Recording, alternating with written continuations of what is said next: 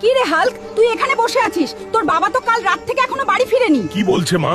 আমি এখনই যাচ্ছি বাবাকে আনতে। আরে বাবা কোথায় গেল এত রাতে?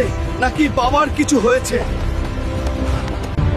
যদি আমার বাবার কিছু হয় তাহলে পুরো পৃথিবী আমি ধ্বংস করে দিব।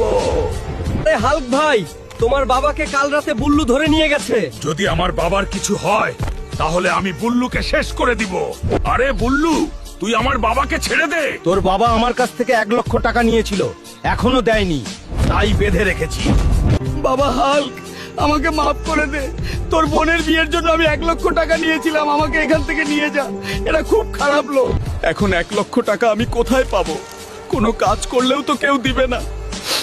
বাবার এক বন্ধু লালু ভাইয়ের কাছে গিয়ে দেখি। লালু আঙ্কেল, দয়া করে আমাকে 1,00,000 টাকা দিন, বাবাকে বাঁচাতে হবে। আমার কাছে কোনো টাকা হবে না, তুমি যাও এখান থেকে। শুনেছি পাশের গ্রামে নাকি কুস্তি খেলা হইতেছে, যে জিতবে তাকে 1,00,000 টাকা দেওয়া হবে। আমি খেলবো আর জিতবই। আজকের খেলা হবে হাল্ক বনাম কুদ্দুস। কে বিজয় হবে কমেন্টে বলে যাও।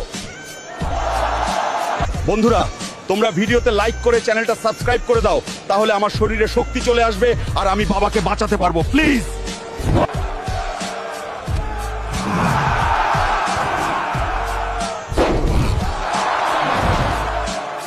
এই নিয়ে বুল্লু 1,00,000 টাকা।